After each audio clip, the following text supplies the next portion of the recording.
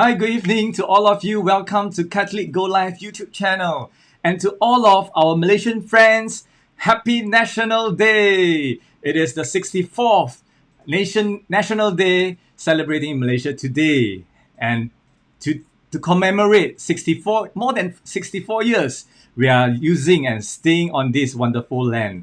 So once again, welcome all of you to today's program and to join us in today's discussion. We really appreciate your time spending with us tonight, as today we are approaching the second session of the sharing. Today's topic is something very relevant to us. It's how can we actually cut down meat, dairy, and food waste to help to protect our planet, protect our cities. And of course, something that is more relevant to us also, how can we protect our pocket money?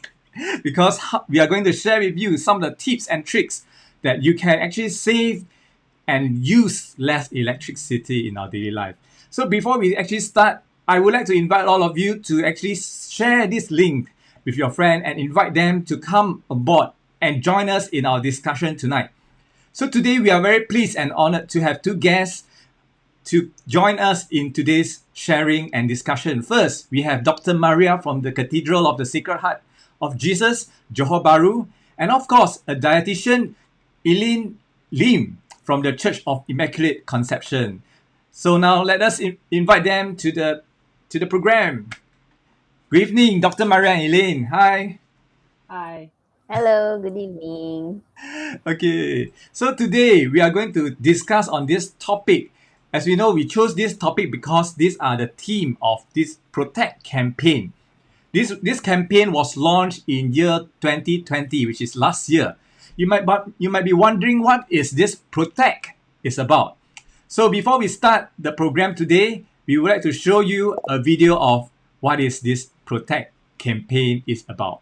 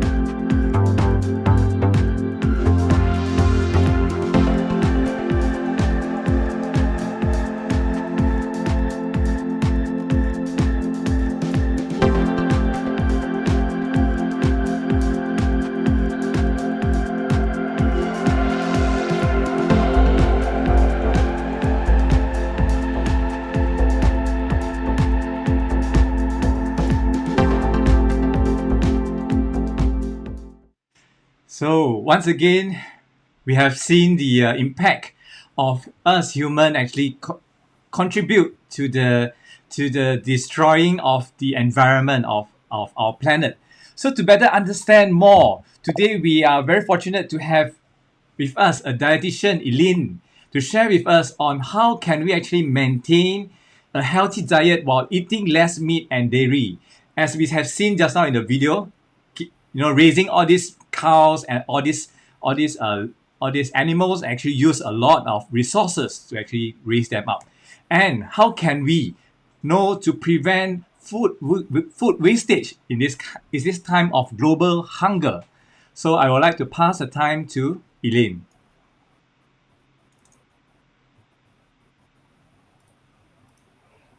Thank you, Luke, for the introduction. Good evening to everyone. Selamat Hari Merdeka. And it's my pleasure to be able to share with you on how we can use our diet to impact the environment. But before we proceed, just one quick question. What do these celebrities have in common? Famous, these celebrities are all practicing environment-friendly diet, which is the plant-based diet. And this plant-based diet is becoming more and more of a trend, especially in these recent years. So what is it about plant-based diets that are becoming so popular? So today we will explore what, why, and how food has an impact on our environment. As we have seen in the video earlier, the earth is getting warmer and warmer. And last year, on average, as you can see, a majority of the surface of the earth has an increase in the average temperature, and it is recorded as the second warmest year on record globally. And it has started actually since the late 80s, where the industrial revolution has begun, where transportation was getting better, industries were starting to grow, our sanitization was getting better, and the population was growing more and more. And that includes the increase in the greenhouse gases. And all these greenhouse gases, like carbon dioxide, methane, are all due to human activities like agriculture, the mining of coal and crude oil.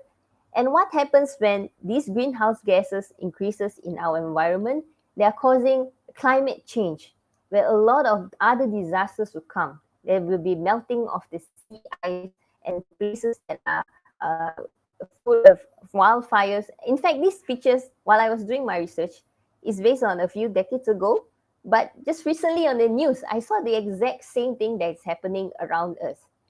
And what happens is when these disasters happen, people not only lose their homes, they also lose their income, their food, their livelihood, and also it brings a rise in diseases. And now is the time where we cannot sit comfortably in our own place, like that is the problem of another country or that is the problem of the other state, because all of us are living in the same place, our own home, planet Earth. What is the relationship between the environment and our food? As you can see here, agriculture actually takes up a lot of resources. 26% of our greenhouse gases are due to agriculture. And when we have a lot of livestock, we use a lot of land, we use a lot of water. And as they compare the ratio between livestock and the wild animals that are available on Earth now, the ratio is 15:1, which means we have more livestock than we have the other wild animals. And agriculture is also listed as a threat to the extinction of more and more species on Earth. As we look into our food, this is a chart that shows the greenhouse gas emissions per kilogram of food product. And as you can see on the top of the chart, animal food sources, especially larger animals like beef, mutton, seafood, they emit more greenhouse gases compared to the plant-based food sources like rice, nuts, and fruits. So this is how food impacts so much on our environment, and we can play a part in making it better. So how can we help? In 3 simple ways. First is to reduce our intake of animal food sources, reduce meat. So by cutting down on the meat and the processes in preparing them, we can help to lessen the impact of these greenhouse gases. Secondly, is to reduce the intake of dairy, because in order to produce milk, it goes through the same processes as well. You need to rear the livestock and also to feed them and also to process the food, the milk, in order to get it to our supermarkets. And thirdly is to reduce food waste, because this food waste ends up in landfills and they produce large amount of greenhouse gases as well. As I mentioned earlier, remember those celebrities? All of them are practicing plant-based diets. What's so good about plant-based diets? So as the name goes, plant-based, it means that when we practice that, we decrease our intake of animal food sources. And animal food sources are rich in saturated fats and cholesterol. And when we decrease the intake of them, we can also reduce our risk of getting chronic diseases. And when we eat more of plant-based foods, we increase our intake of healthy foods such as fiber, magnesium, folic acid, and other vitamins and minerals that are really good for our body. And automatically, when you reduce your intake of saturated fats and cholesterol, you can keep yourself decrease the risk of getting diseases such as heart diseases, obesity, diabetes, and also decrease the risk of certain cancers such as colon cancer, which is known that red meat increases the risk of colon cancers. So what are the types of plant-based diets? So usually when people hear about plant-based, they'll be thinking, oh, is it all only green things, veggie only? Not actually. So plant-based diets are actually more to the type of eating patterns where our meals are more focused on plant-based ingredients. So plant foods include fruits like legumes, whole grains, beans, fruits and vegetables, even herbs and spices are considered plant-based. And there are many types of vegetarian. As you can see in this table, let's take for example, ovo-vegetarian. They are individuals who consume a lot of plant-based foods, but include eggs as well, while eliminating dairy and seafood and meat. There are individuals who are called semi-vegetarians as well, such as the pescatarian and flexitarian vegetarians, whereby their meals are mainly based on plant food sources, but they include dairy, eggs, and only occasionally of seafood or meat.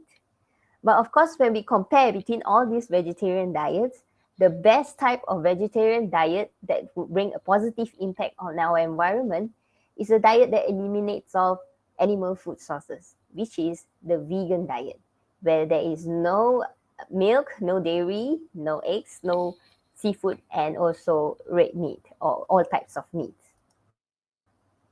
Well, some of you might be wondering, will we have any side effects of eating only plants? Will we get any nutrient deficiencies? Well, that nutrition concern is quite a proper concern, as we can see that animal food sources are actually rich in the following nutrients, such as zinc, calcium, proteins, and iron and vitamin B12. And when we have a lack of these nutrients, it brings certain effects such as it affects growth, your immune system. You might have a risk of osteoporosis, which is brittle bones, and also anemia or inadequate blood iron. And which is why, in order to make sure that we do not fall into having these nutritional problems, we would have to practice a healthy and balanced plant-based diet. And in order to do that, we have to remember these three simple ways. First is to make sure that you have the right type of food, the variety of food in your daily diet. Secondly, is the right amount to eat, to consume moderate portion in every meal. And thirdly is the preparation of the food that we consume. So for the type of plant-based food, how do we ensure we have a variety of food in our daily meals? Well, we can refer to the Malaysian healthy plate. This is what a normal, healthy, and balanced meal should look like, we call this plate the quarter half as well, whereby a quarter of your foods should be based on starch-based foods, carbohydrates like rice, noodles, and bread. The other half should be from protein food sources like fish, poultry, meat, and legumes. And half of the plate should consist of fiber-rich foods like fruits and vegetables. But how about the vegan balanced healthy plate? So this is how a vegan plate will look like. Don't be overwhelmed by so many types of food on the plate. It's actually not much different from the Malaysian healthy plate. If you look closely, it also applies the quarter plate principle. The only difference is that the protein food sources are replaced with plant-based proteins, and there is an addition of other essentials such as supplements like vitamin D, omega, and iodine, because there are certain foods that might not be adequate in the plant-based food to make up for these for these nutrients. So as I mentioned earlier, that protein foods have many types of vitamins and minerals such as protein, calcium, which is important in our daily need because we need all the 9 essential amino acids which are available in these animal food sources. They are considered complete protein because they have all the 9 amino acids. But this is also replaceable by plant-based proteins such as soy, lentils, nuts, quinoa, and chia seed. These plant-based protein food sources are considered complete because they contain the same 9 essential amino acids that are available in animal-based food sources. So in these plant-based proteins, as you can see, they could make up for the other, for the vitamins and minerals and nutrients that are available in animal food sources. They can be replaced. So half a cup of soybean is already equivalent to 1 serving of your protein. And by taking 20 or 30 grams of almonds, or 20 pieces to be exact, is already half a serving of your protein that you need in a meal. So other than that, we need to make sure that we have the right complementary foods such as fruits and vegetables and also whole in our plant-based diet because they complement each other. Take for example rice. Rice is actually rich in one particular, all the 8 essential amino acids except one, which is lysine, while beans contain more lysine than the rest. So it's good to have rice with beans to make sure they complement each other to become a complete meal. That is how we have to ensure that we have a variety of food in our meals. And next is, how much exactly do we have to eat? What is the amount? And as I've shown earlier, we have to remember the principle of quarter, half of the plate. So 25% of the plate should be grains, 25 plant-based proteins, and half should be vegetables and also fruits. So let us take a look at how much grains is in exact. So it is recommended that we have at least 4 to 8 servings of carbohydrates a day, whereby for females, it's recommended around 4 to 6 servings, for males around 6 to 8 servings a day. So how much is 1 serving? 1 serving is equivalent to all these pictures, either 2 slices of bread or 1 cup of rice. If you don't really remember how much is how much, you remember you can also use your hands as food. So a feast is equivalent to about a cup. So it can be said that for every starch-based food, for a cup of rice, it's approximately about your feast size. And next would be the proteins. 25% of our plate should be based on protein food sources. So it is recommended for plant-based diets, we should have at least 3 servings of plant-based protein sources. And 1 serving of plant-based protein is as follows: about 3 sheets of bean curd, 1.5 pieces of tofu. For lentils or beans, 1 cup is equivalent to 1 serving. So you remember the feast size again. So in every meal, there should be at least 1 of these serving of these plant-based protein food sources for our 3 main meals in a day. And last but not least, whereby our plate should consist of vegetables and also fruits. So one serving of vegetables is approximately about more than a cup like that. So as long as you have more vegetables compared to your starch and also your protein food sources, it is considered already balanced in a healthy balanced plate. So these are some of the local cuisines, vegetarian foods that you can find. And my personal favorite would be the Hakka Leita, where it has tofu there and peanuts and also a variety of different type of vegetables that you can try. All right, as I mentioned earlier, in this vegan plate, there's another portion of it, which is the other essentials. And yes, supplements may be needed in the daily diet of individuals who practice plant-based diets. And I will draw your attention to a particular vitamin that is often seen to be deficient in people who practice a vegetarian diet. So as we mentioned here, vitamin B12 is one of the vitamins that is often found in animal food sources and often lacking in people who practice plant-based diets. Okay, so what exactly is vitamin B12? It is a water-soluble vitamin, and it is produced by bacteria in the soil and also in the gut of animals, including us humans. And we need at least 3 micrograms of vitamin B12 daily.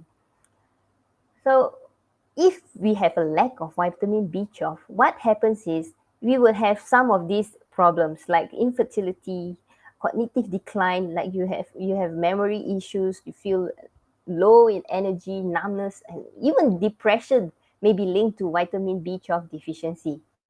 And what is it that we did say that plant-based foods also has vitamin B12?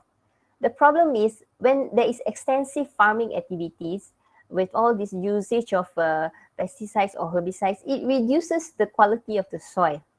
And when we wash and sanitize our fruits and vegetables, it also reduces the amount of vitamin B12 in it because it is a water-soluble vitamin. So how do we tackle that? The answer is by consuming these fortified type of products. So there are many plant-based food products out there that are already fortified with calcium and also vitamin B12, such as these plant-based milks like oat milk, rice milk, soy milk, cereals, nutritional yeast. Nutritional yeast is something like a vegetarian type of cheese. You can just sprinkle it on your food, on your pasta, yeah? Or you can also get the vitamin by itself from the pharmacy, the vitamin B12 supplement. It is recommended to take at least 4 micrograms daily.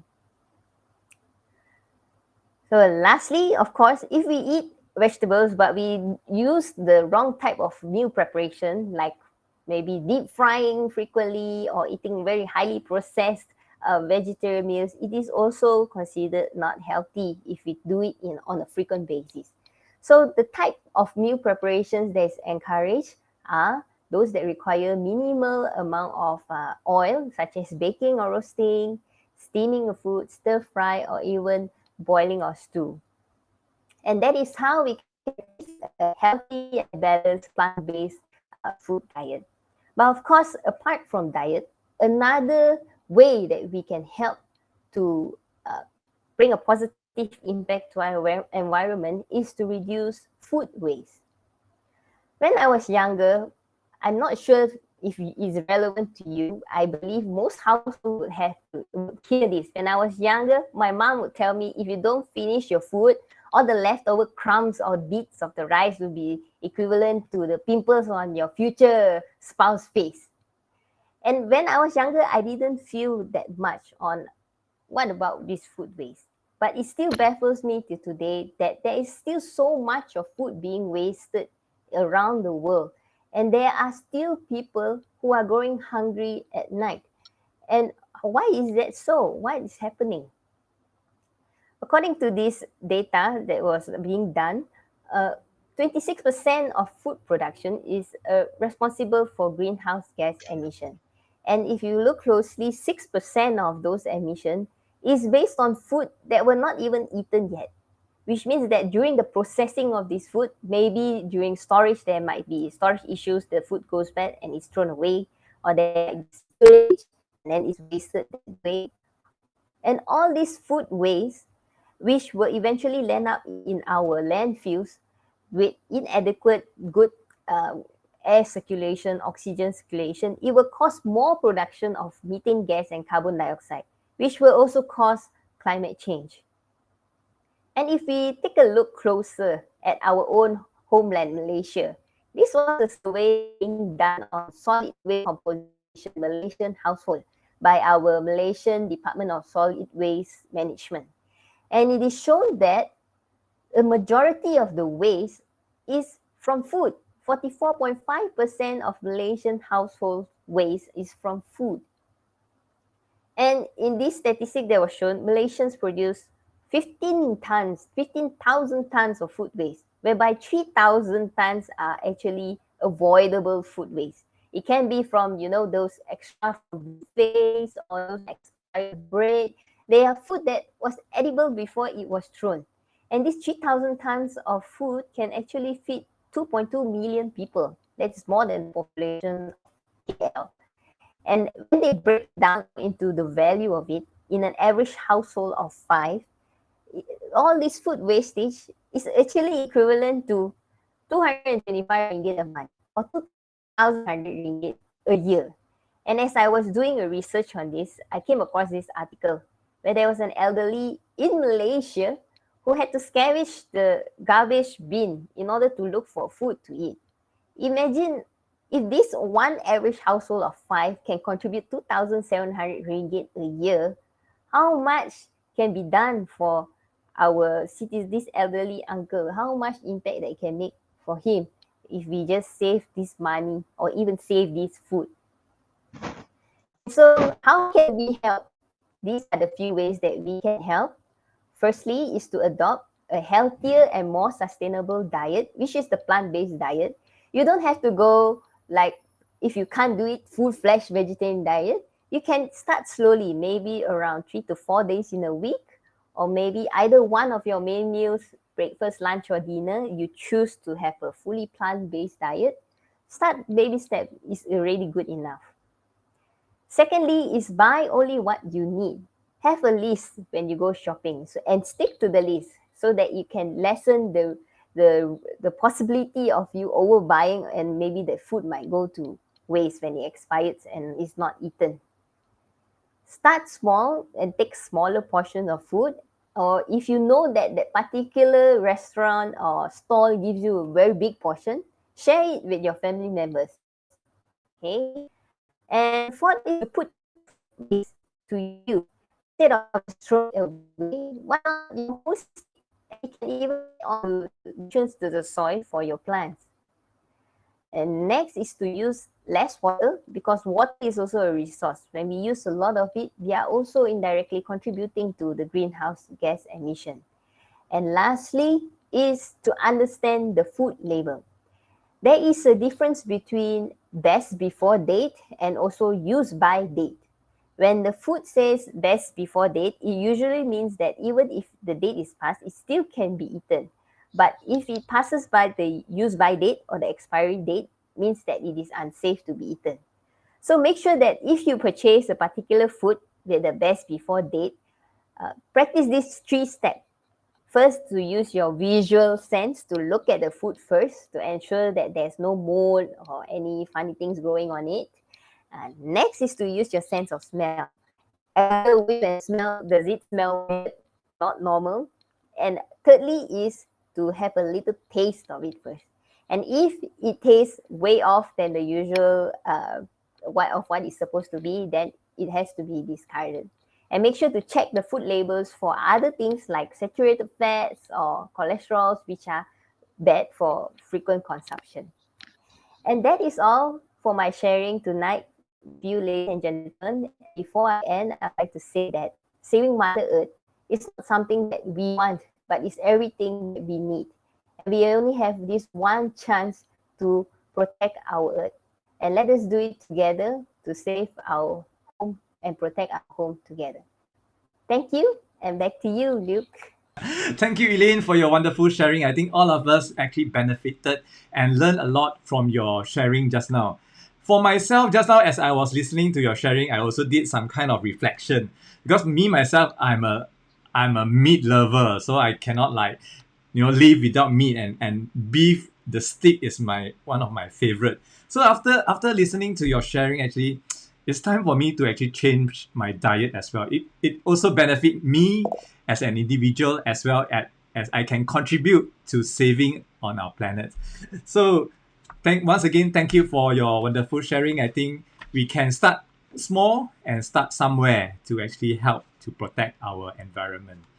So without further ado, let us also like to invite Dr. Maria to share more about how can we also, other than eating less, and how can we actually save our planet by using less electricity. So before we start inviting Dr. Maria, we would like to show you one of the video that we have produced previously to better understand how can this use less electricity campaign can help us. Shalom, dear brothers and sisters in Christ. Creation Justice Commission is pleased to announce the launch of a new 5-year Malaysia-wide campaign which has been sanctioned by all the bishops of Malaysia. This campaign is called Protect Our Earth, Protect Our Children. In short, the PROTEC campaign. This is the poster of the campaign. God created the heavens and the earth, and it was very good. Jesus came so that we may have life, and life in abundance. Yet the earth is badly degraded. Species are dying out at an unprecedented rate. Zoonotic viruses plague the world, and climate change threatens the very survival and future of life on the planet. We could reach 1.5 to 2 degrees Celsius of global warming within just a few decades.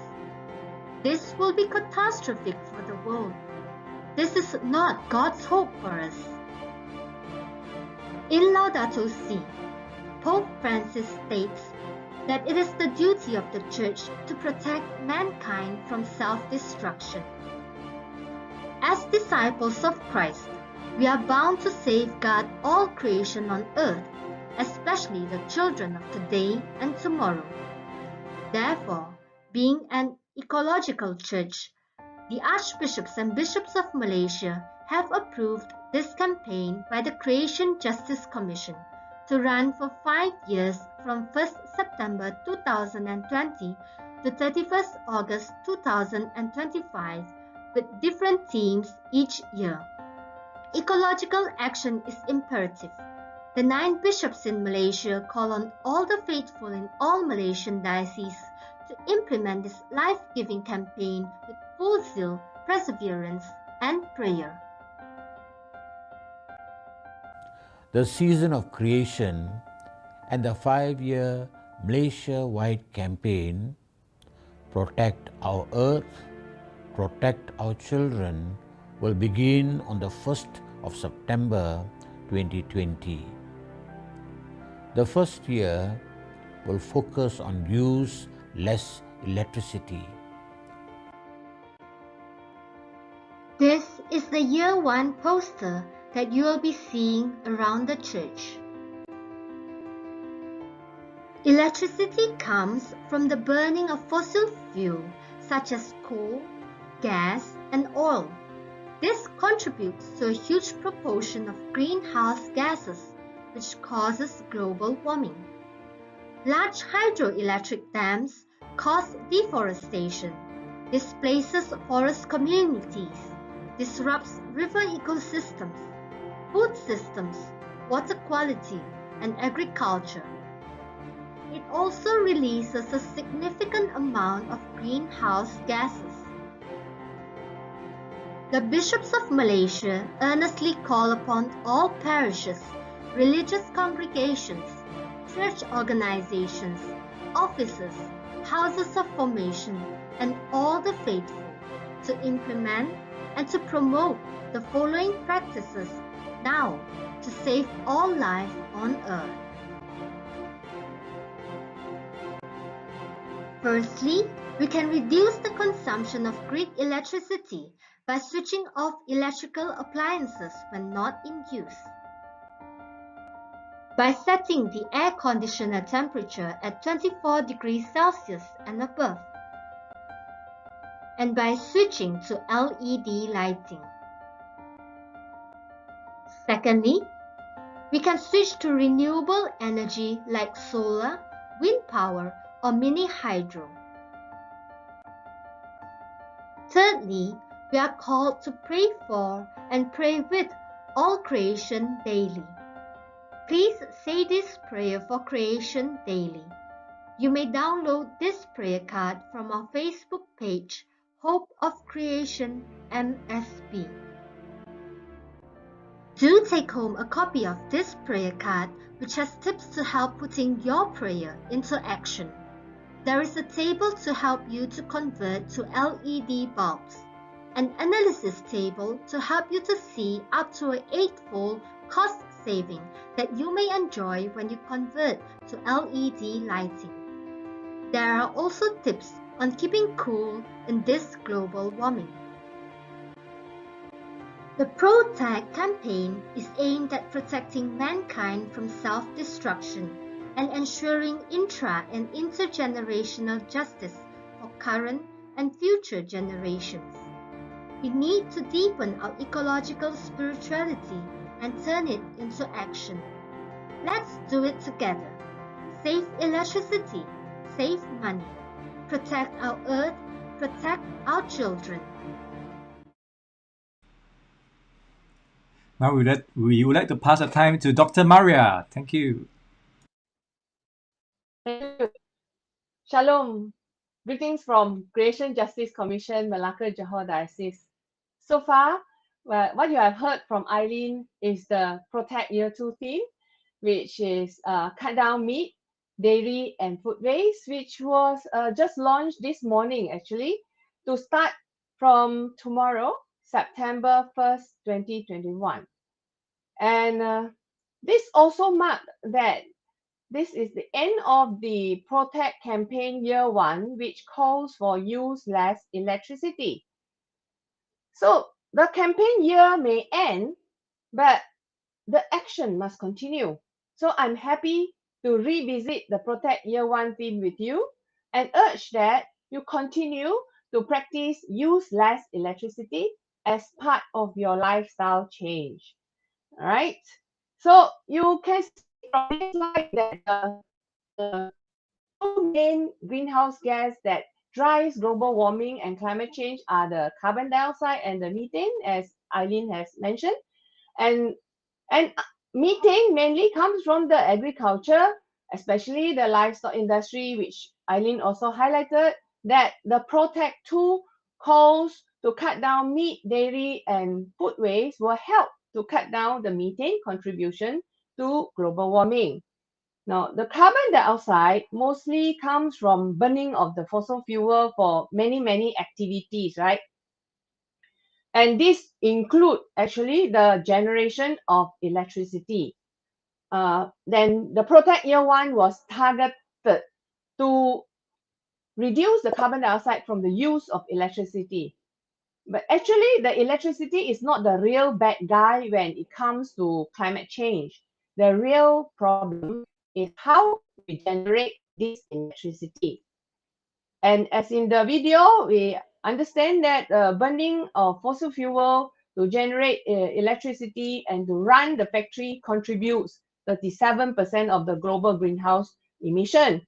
So in Malaysia itself, our electricity is actually mainly generated from the burning of fossil fuel. And this burning process not only emits the greenhouse gas, but also cause air pollution that affects our health.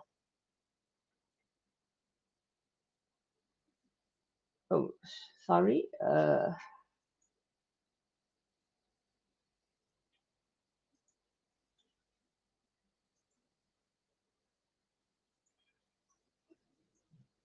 Sorry for the technical problem. And many people actually did not realize that we have entered the vicious cycle of climate change. take an example.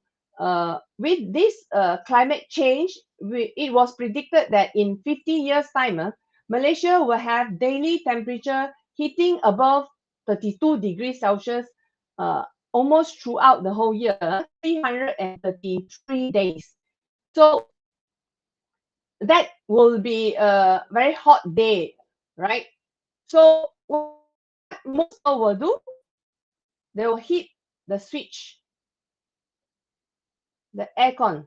They will turn on the aircon, and now because our electricity is generated from burning of fossil fuel, then we will be driving further global warming. And so it will go round and round the hot days, the aircon, and then more burning of fossil fuel and more warming, more global warming. And so you will get more hotter days. And this will go round and get worse until we break the cycle. How can we break this cycle? Either we do not use aircon anymore, or we turn away from burning fossil fuel for the electricity. Change the way we generate the electricity by using solar power or any other clean energy resource. All right. So that's why the ultimate way for us to continue to enjoy the convenience of electricity with minimal impact on environment is to switch to the renewable energy. So let's share some insight into this renewable energy. Now, sunlight is our most valuable asset in Malaysia. Solar cell put in an open sunny area can transform the sunlight into electricity. So the roof is an ideal place for solar power. Now, if we have a roof to cover us, potentially we are able to generate the electricity for our own consumption, right? So the other alternative way is the solar farm, which actually needs a very big space. A 2.5 acre of solar panel in a high exposure area is actually needed to produce 1 megawatt of electricity that can sustain 150 residential homes for a day. Now, in some countries, they convert their huge desert land to harness this solar power in this manner. But Malaysia, we are so blessed with fertile land and tropical forests. We actually do not have large, barren, empty land. So personally, I feel that we should keep our land to grow food and keep our forests for biodiversity. It will be a waste of useful land if we go for this kind of solar farm to generate electricity for our country. So in Malaysia, like other countries under Paris Agreement, are urged to cut down carbon emission from fossil fuel burning.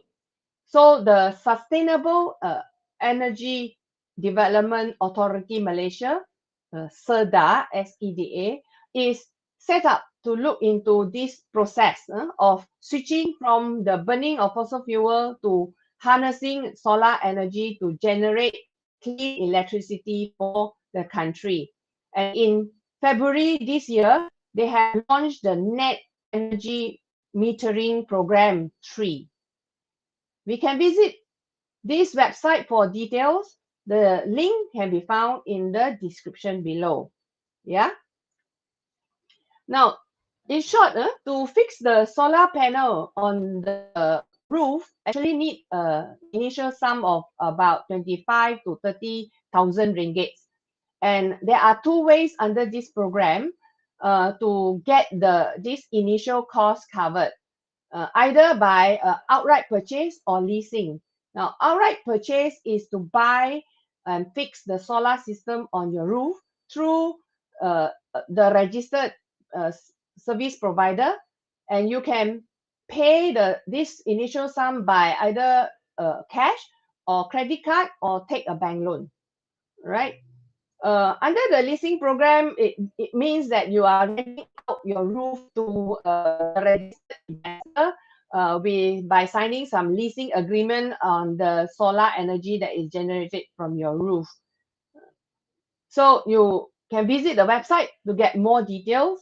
I have a friend who shared with me that last year she actually fixed the solar panel on her roof, and this is her roof, a double-story roof. If you notice, nowadays our new houses, the design tends to have a larger piece of roof that is also flatter, less slanting in the sense that it can help to capture sunlight for more hours, and it is part of green building features, the so-called solar panel friendly features. So if you are buying a house, then watch out for this feature where you can fix a solar panel easily. Now, the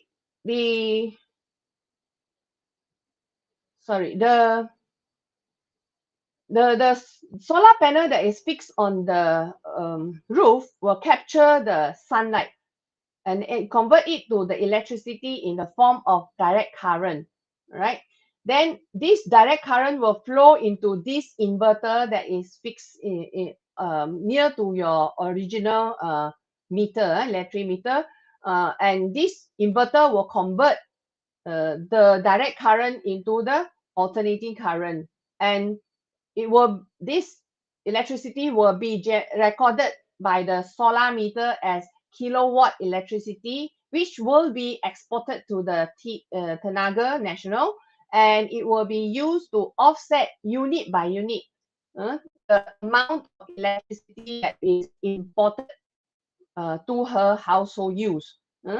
So she shared that she only paid about 26,000 ringgit for a 4 kilowatt power solar system on her double-story house in Penang. The estimated return of investment is about 12% per annum, and so this investment will get paid back in 5 years. After that, she will be enjoying free electricity for the next 25 years because solar panel typically can last as long as 30 years.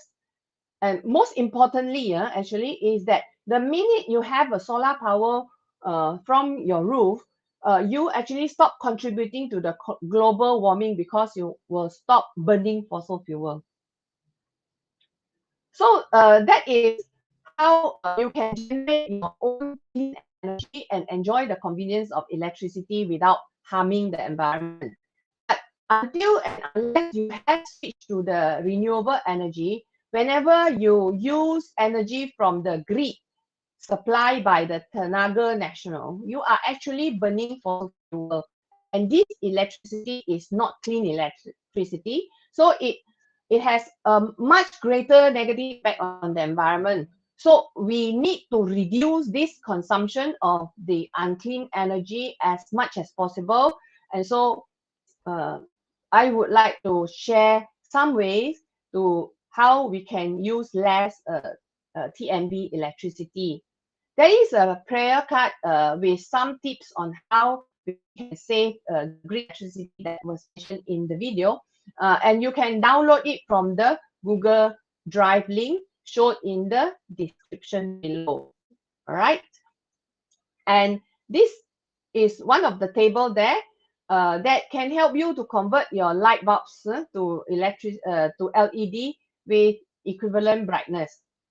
As we know, lighting can account for up to about 15% of our household electricity bill. So you can actually cut down the bill just by turning off lights whenever it is not needed.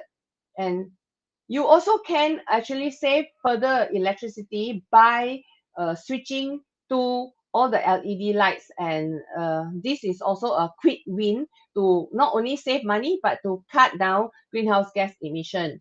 There is a busy table in that prayer card that demonstrates the 8-fold electricity use saving by switching to LED lights. But I want to draw your attention to the last row in yellow here. And you look at the last row, if you use 10 LED lights at home every day, for example, you only need about 5 trees to absorb the carbon dioxide produced by the grid electricity. So it's about 1 tree for every 2 LED lights.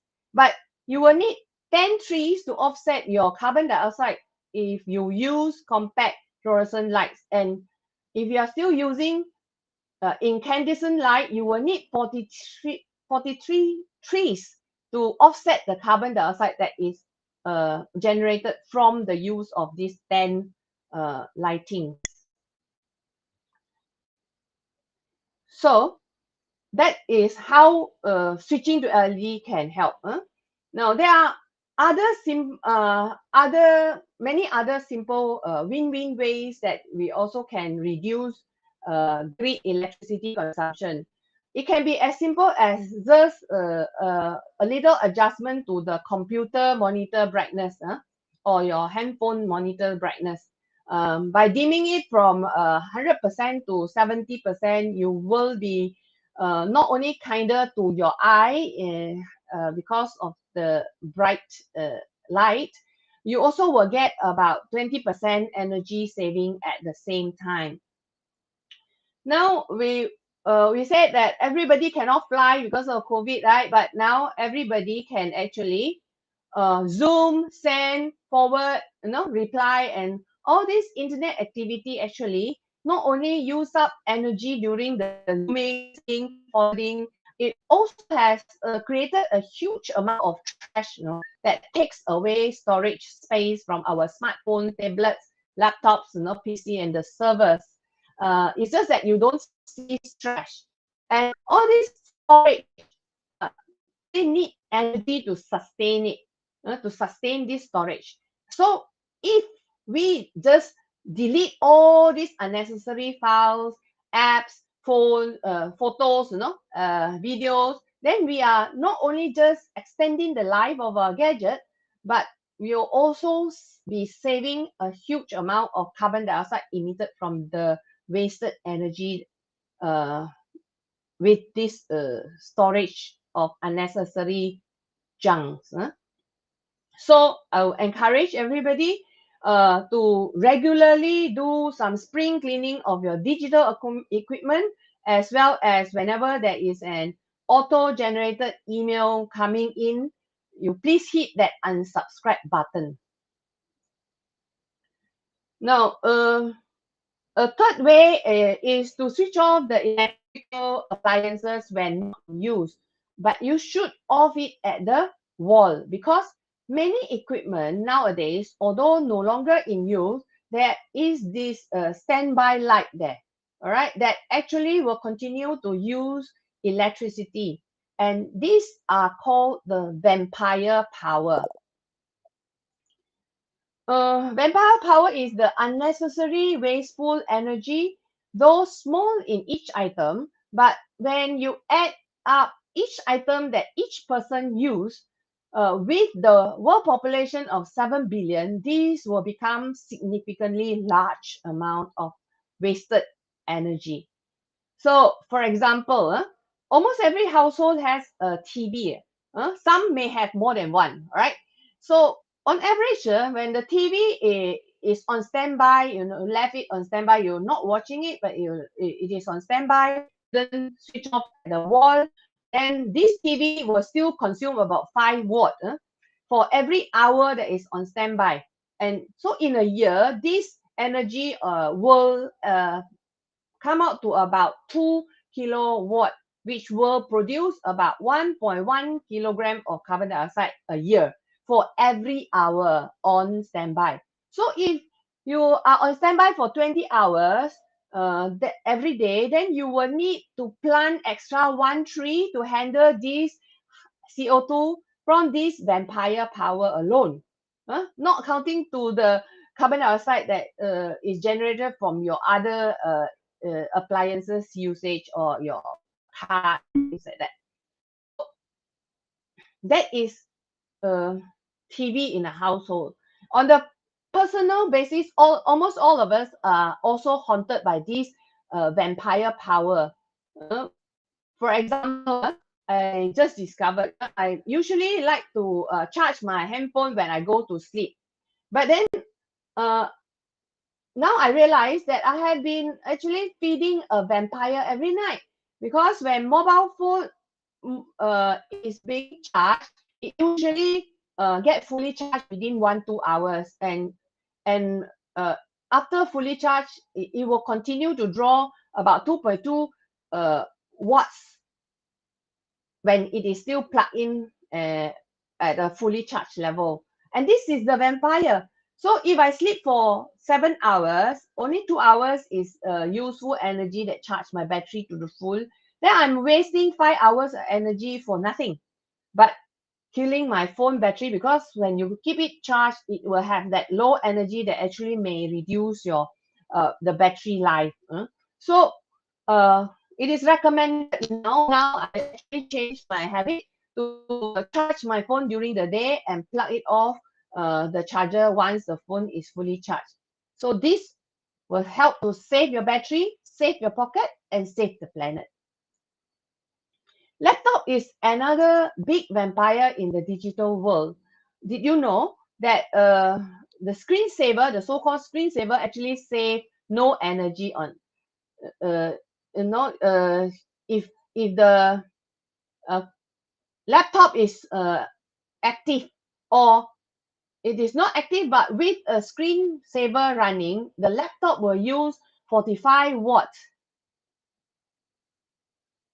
But when it is allowed to go to sleep with no screensaver and turn off, but still plug for charging the battery, it will use about 2 watts. That is so much of a difference, right? So never, if you count it, you will know that how much extra vampire power if you use screensaver. So never leave your computer screen on. That is one. That means it will be still active. And you're not using it, or even with the screensaver. So never use a screensaver. Let your computer go to sleep. Let it be a black screen, or turn it off altogether when it is not in use. Better still. All right. And of course, the brightness we have discussed that will actually save energy if you turn down the brightness. All right, that is about our digital gadget.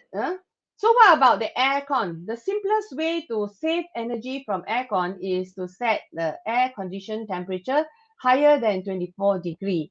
And you will save about 6 to 8% of your electricity bill for every degree raised above 25. Other things you should look into to save energy from aircon is to regularly clean the air filter. And if you are buying new aircon, go for the R32 gas, which is actually more environment friendly. If there is any leak, it is actually less damaging to the environment. And of course, if you can, the best way to be friendly to environment is to do without the aircon. Remember about that vicious cycle that I was talking about in the beginning. Yeah. So we also need to realize that actually the people who don't use aircon are able to take hot days better than those who are exposed to the aircon every day. So when we are exposed to the aircon every day for a long period, our body will be conditioned to that cold ambient, so much so that when you are having this cool condition or air conditioned area, then it will take you some time to actually adapt back to the no aircon condition. So as our world is getting warmer, then who do you think will be able to adapt to the heat of the global warming better? Those that who are used to aircon, or those who are not who don't use aircon?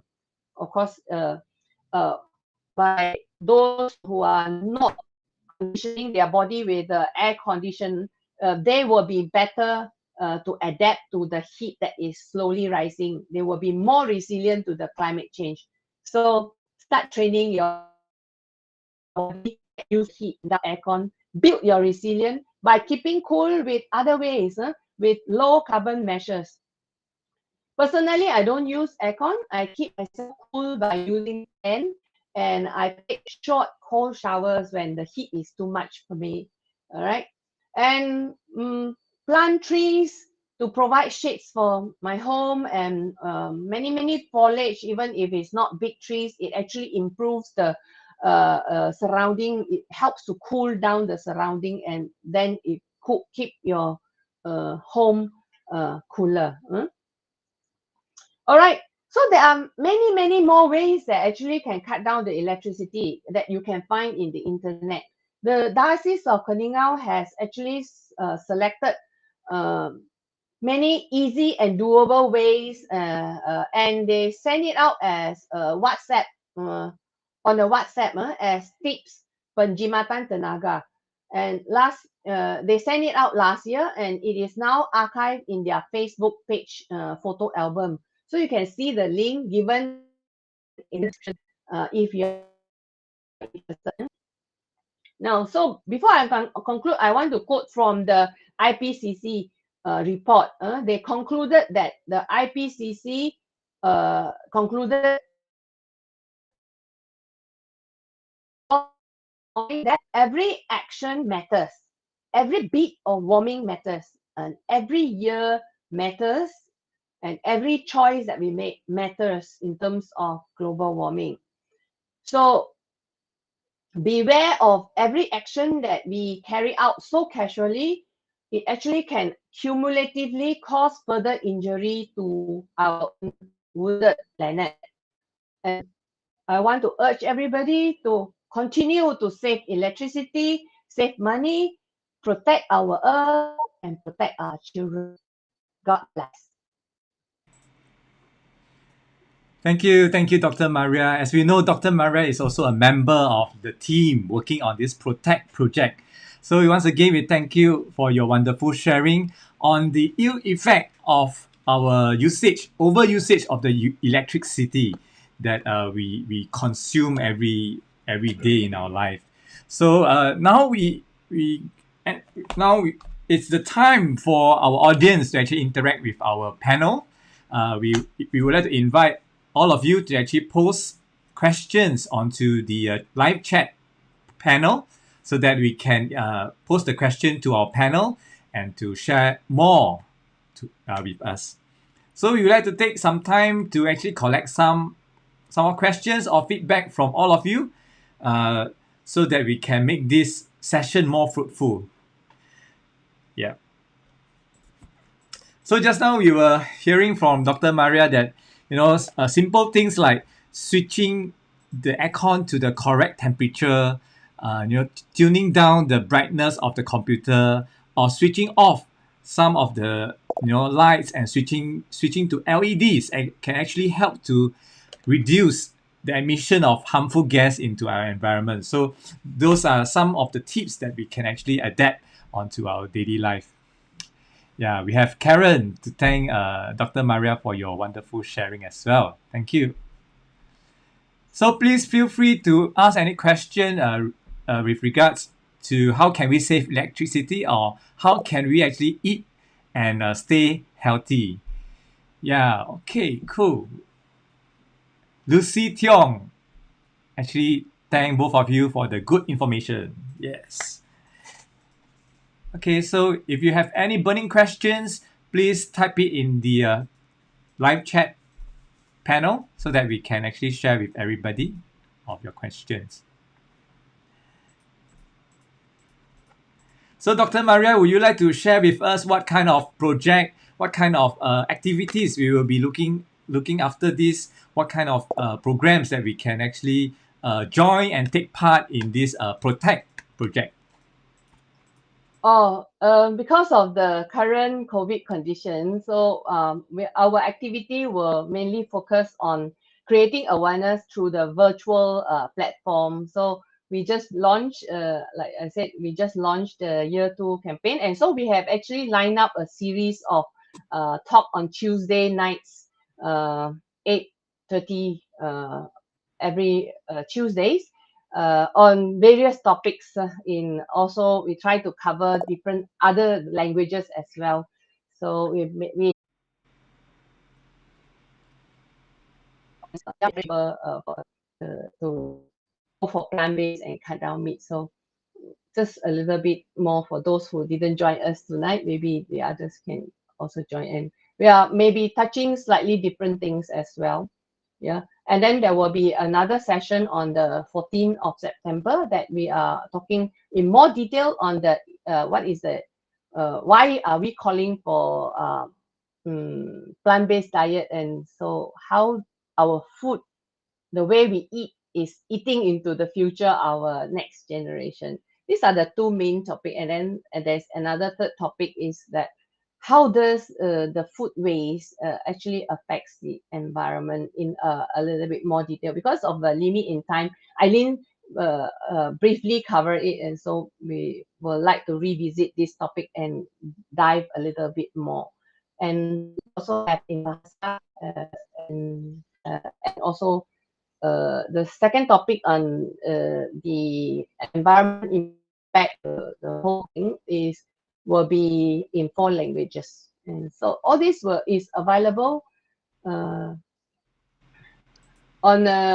how do I communicate with them that they can join our program? Yeah, they can actually watch out on Catholic Go Live, or actually subscribe to your Facebook channel. Yes, Your yes. Facebook My Facebook channel. Yes, my Facebook page is CJC MJD, Christian Justice Commission, Malacca, Johor Diocese. So if you're interested, you can visit the. I forgot about my Facebook. Okay. From the audience, actually, somebody would like to ask Eileen. This is a question from Karen. Are you a vegan person now? Do you practice vegan? So what is your experience of practicing vegan? Okay, thanks Karen for the question. Honestly speaking, I am not a vegan, but I am trying to incorporate as much as I can to a plant-based diet. And this is especially when I go to work.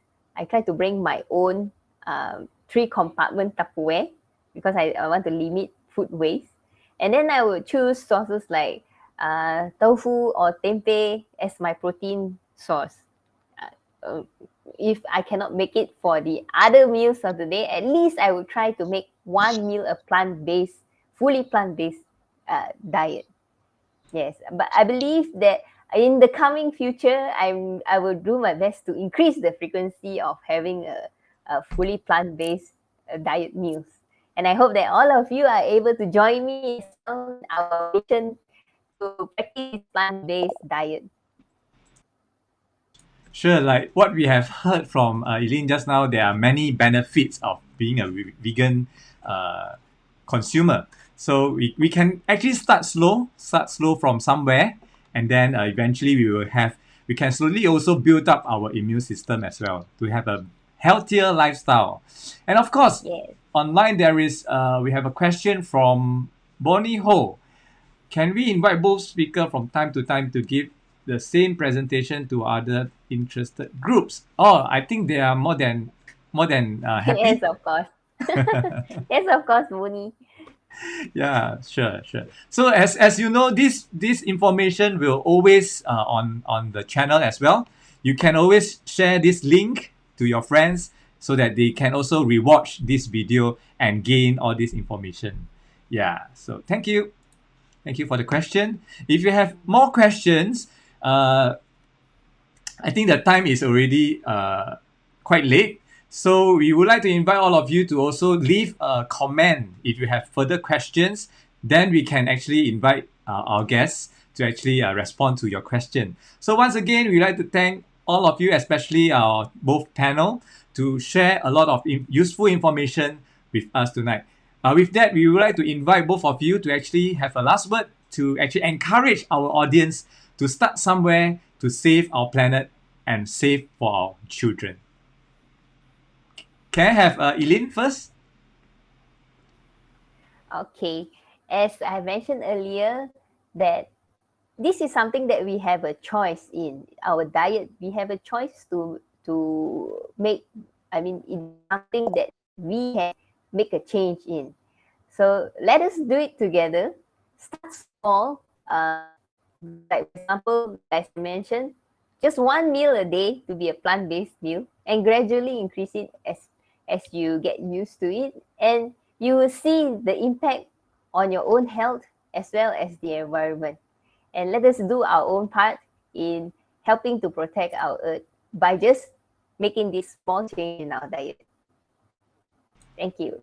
Thank you, Eileen. Now, Dr. Maria, please. Before I say about electricity, I actually want to highlight one thing about the cut down meat. I think when we say cut down meat, it doesn't mean that you need to be a vegan. You know, vegan means totally no meat at all for every meal every day. You know, it is more of that kind of what do you call it, lifestyle, in the sense that they not only talk about food, but they also talk about the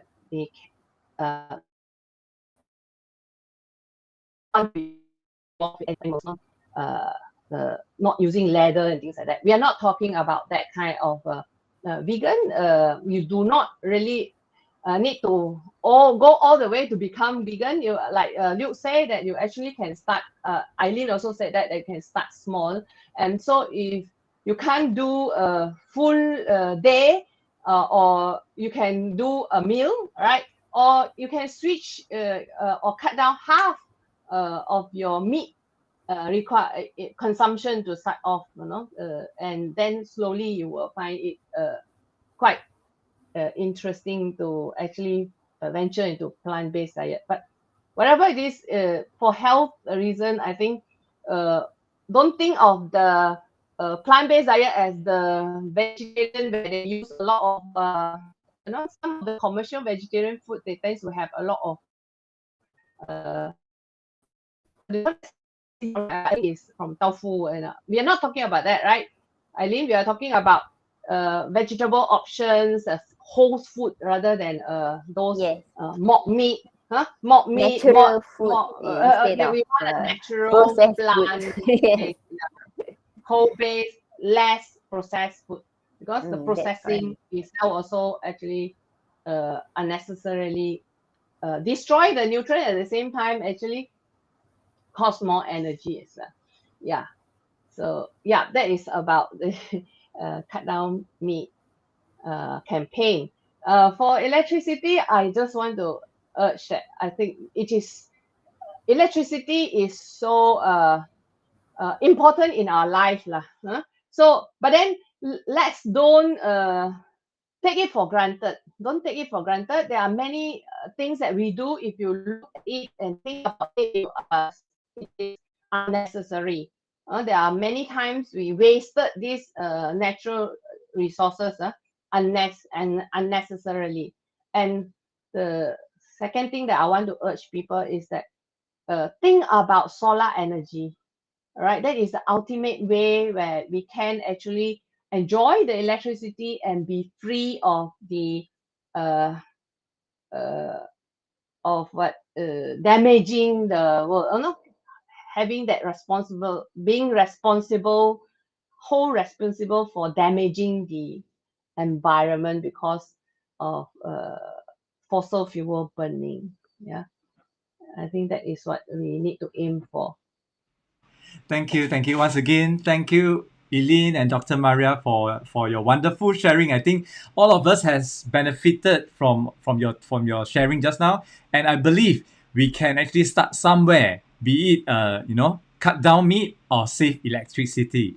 So as we know, God has created the wonderful place for us to live, and we human got to protect it and save it for our future generations. So from what we have learned today, to have a healthy diet and to save more energy and to save the planet, we can actually take part and to be part of this project.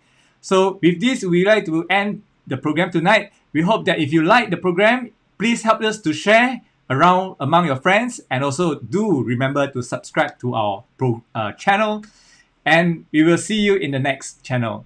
Next program. See you. Good night. Good night. Thank you. Good night. Good night. Bye.